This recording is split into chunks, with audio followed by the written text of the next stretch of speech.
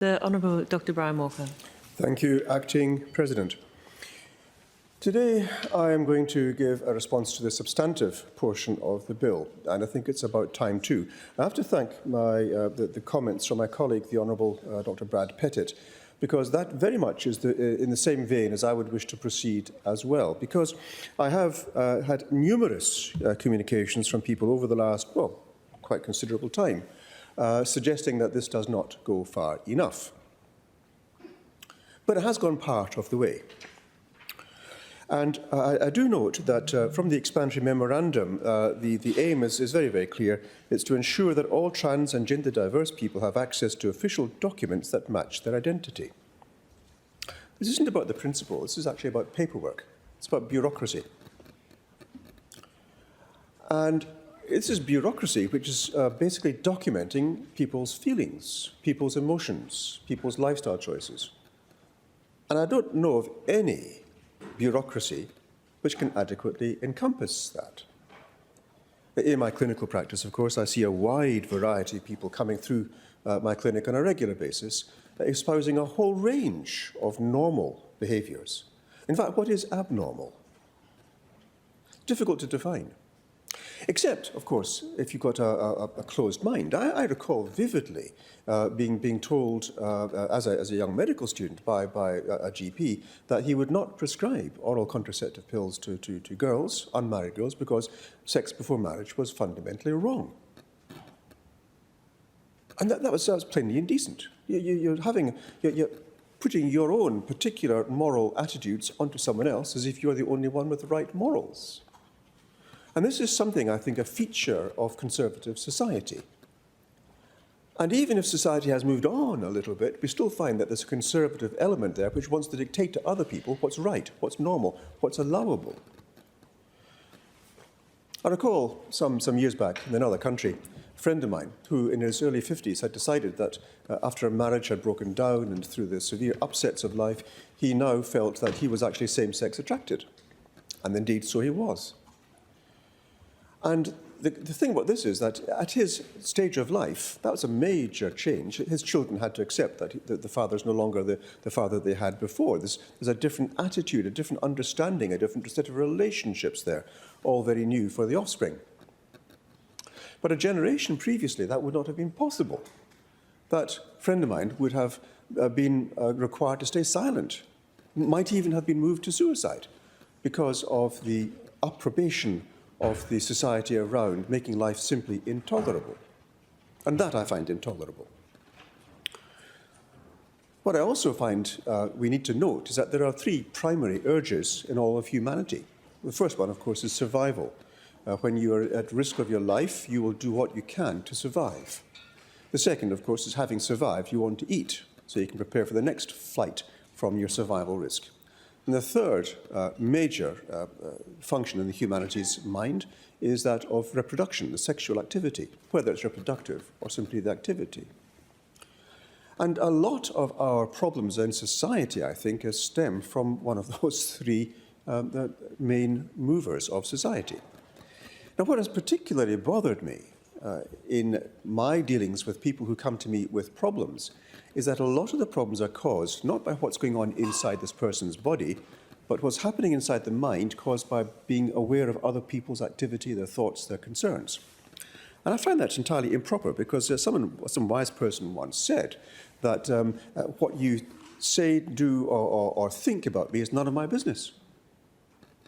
What my business is how I respond to what's going on. But your thoughts, your attitudes are no business of mine. You can have whatever thoughts you wish. Just do not impact on me with your particular issues.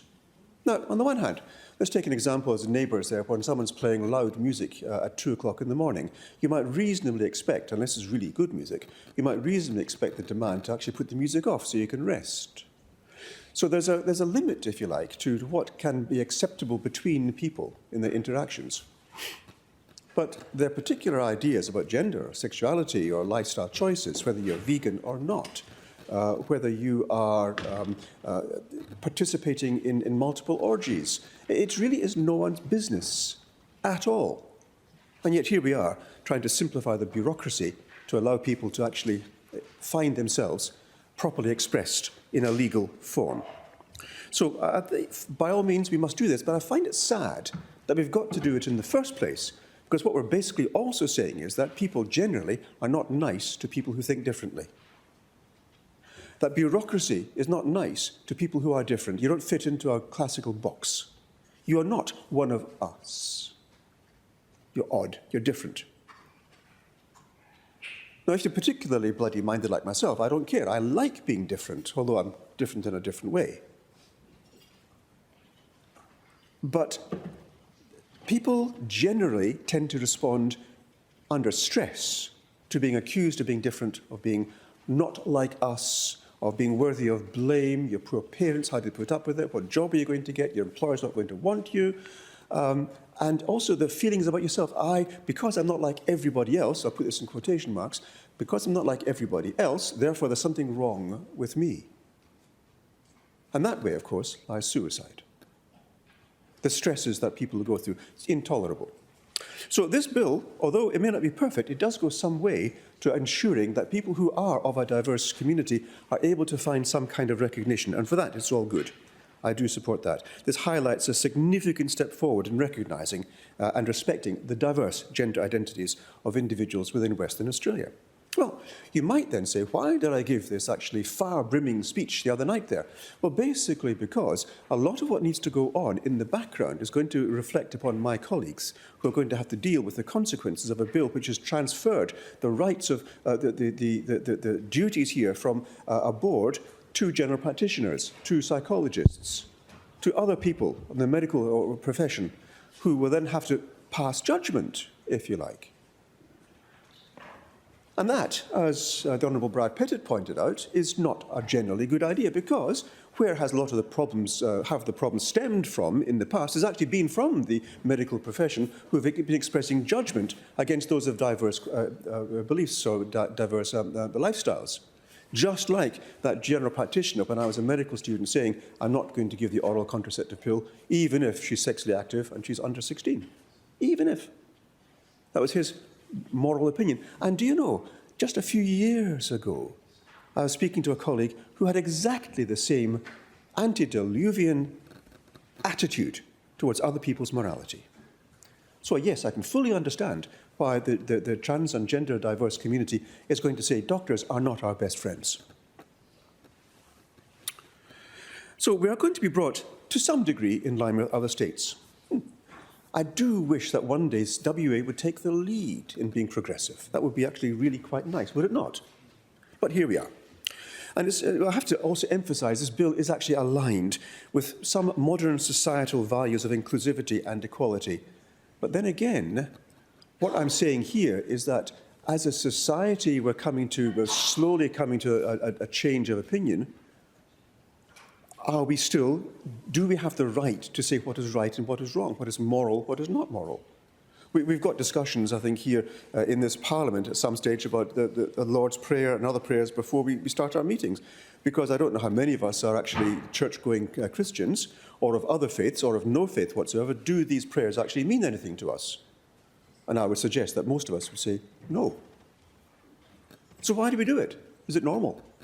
So there's so many examples throughout our society where we're imposing beliefs or systems on a body of people for whom it's inappropriate. And I think it's about time as a society we learned to let people live the lives they want to live without being judged by other people. The only proviso I would add to this freedom is not to harm anyone else. Do no harm. It's also a medical precept. First, do no harm. So the provisions of the bill, they do simplify the process for people to update their gender on official records. Well, look, I could criticise some of the aspects of this, but it's a step forward. We like that. It will have a positive impact on those who are transgender, non-binary, and who often face significant challenges when their gender identity is not properly recognised. That's good. There could be further improvement. This bill is not perfect, as was pointed out in the debate for referral. It's not perfect, but it's certainly a reasonable beginning. I myself have got well, it's 3 amendments, actually 2 basically, and they're basically to do with reducing still more the paperwork. And I think it's a sensible thing to do, rather than being accompanied by a statement by a doctor or a psychologist, etc., etc., etc., just saying the documents or the information prescribed by the regulations. Let's keep it simple. Another amendment is from 3 years, we'll reduce the revision down to 2 years. I think this is a sensible amendment. I also understand it's not going to be accepted, but look, we've put the amendment forward. Hopefully it would improve things in the future, and further reviews of the bill would be welcomed. Now, I mentioned earlier about how we've all got different lifestyles. If we have the importance of acknowledging that the gender identity is a core aspect of my individual self-belief, perception, my legal status, it's important to me that I live the life I feel I'm called to live, and that I'm comfortable with it. And if I find that my decisions, my internal decisions as to how I lead my life or choose how I'm going to actually lead part of my life is affected by other people's prejudices, then I am, of course, I'm assaulted, I'm attacked, I'm diminished. And this is what we must stop doing. So this bill does effectively address that. And it also should highlight the need for a more compassionate and just approach by assuring that the legal documentations do actually align with your personal identity. This is really quite important, because we're not just a face, we are an identity, we are a person, we have a huge amount of subtle differentiations which make us different. We are all subtly different from the other. And that is good, emphasising the ability to be a broad tapestry of beautiful colours working together to form a beautiful creation of all the different colours which work together to form a unified whole of our humanity as it should be. Now, GPs, of course, we've got to, currently on this bill here, a lot of this load is going to go out on the GPs. Well, how many is it going to be? Not that many, actually, but how many GPs are going to be fully trained to be able to deal with this? Because it's not something that is actually part of the medical curriculum. And it would be sensible, then, to consider that certain GPs who have a special interest in this area, GPSI, we call them gypsies, if they were able to attract such patients to the more specialised services, much like I, for example, attract people to my services more in the psychiatric and the cannabis realm. So people choose to come to me because of my special skills. The same might well be true without going to the trouble of forming a board. And I wonder why it is we've cut the costs to government of having the board, the Gender Reassignment Board, and then diverting them to do exactly the same thing with the medical practices, doctors, psychologists, psychiatrists, but the government's not paying for it anymore. So the patient's paying for it. And I wonder if you're not just a cost-cutting exercise, why not just abolish the whole thing and allow people to choose their identity without going through the formulations, as Honourable Brad Pettit had earlier pointed out? I think it's a sensible point of view. I think anyone who thinks about this would find that an agreeable thing to do. What I do not want to support is the idea that things that are going to happen which must be done by someone, whether you agree with them or not. That earlier doctor I spoke of who said, I'm never going to give the contraceptive pill to an under 16-year-old girl who's not married. I'm not going to do that. Okay? I think it would be indecent to force that doctor to do what he doesn't want to do or she doesn't want to do. There should be, as in all things, no compulsion to do that which you find unacceptable. If you're morally disinclined to do that, I don't think it should be forced on any doctor, nor should there be any punishment for a doctor who refuses to do that because of personal beliefs. And we see this in some of the Catholic hospitals where terminations are not permitted, and even doctors who support the application are not allowed to perform it on those premises because of religious restrictions. Well, you could then say, well, listen, we ought to abolish that, the hospital shouldn't have that right, but then again, what about people who do accept that we need to go in that direction by all means, but then we open the floodgates of, for example, the ability to discriminate against, for example, those of the LGBTQIA plus community who then seek to work in schools where such is not permitted. So are we de facto allowing discrimination? Are we legislating to allow for discrimination? And that's a discussion that has to be had. I would welcome that to be had, but probably doesn't suit this current bill. That's not the point of this bill. So I would point out that there are going to be GPs who are not capable of doing this, not able to fulfil the job adequately, and would be unsuitable for the purposes to which this bill would then suggest that people be sent to that GP, but would be unable to find a willing and suitable and experienced partner in that process. So we could ask, let's just abolish it altogether. That's not what this bill will do, though. Now, government will be happy to know I'm almost finished. We need to be careful, however. As I said in my rather inflammatory speech a few days ago, words matter. There's a new process here in the explanatory memorandum. It says, new process for sex or gender recognition. Well, if you recognise there's an XX or recognise there's an XY, you can't actually change that. If you recognise that there is an attitude, a gender definition, a self-identification, if you like, of what my gender is, it doesn't really matter if it's XX or XY. It really does not matter. So the concept here that we're actually changing a sex actually is completely wrong. And I'd like that to be recognised. It's not about sex, it's about gender. And this is where the complete beauty of the human experience can be revealed. The chromosomes actually don't matter. It's how do you respond? It's much like if you've got an XY chromosomes, does it mean you're going to have an IQ of a certain amount? It doesn't. There's a wide spread of ability, a wide spread of height, a wide spread of skin colour, a wide spread. But the XY stays there. It's recognising the beauty of the diversity within the XY community and XX and indeterminates. It's not about the chromosomes, which is a physical construct. It's really about the psychosocial construct that we're dealing with. And that's really the important thing here. So words do matter. We must define this properly, otherwise we get into some difficulty. And that's me speaking as a scientist in the area, as a medical practitioner, understanding that the social scientists among us may well disagree. And we could then have a discussion about that at another stage. But there is an inconsistency in how the gender identification is documented if it's left solely to the individual GPs, who may have varying levels of understanding and comfort with gender identity issues, which again is another reason for suggesting that perhaps we ought to do away with the board altogether and allow this to be a process of self-identification such that your identity is documented to your satisfaction, so you do not feel the need to defend yourself further in society.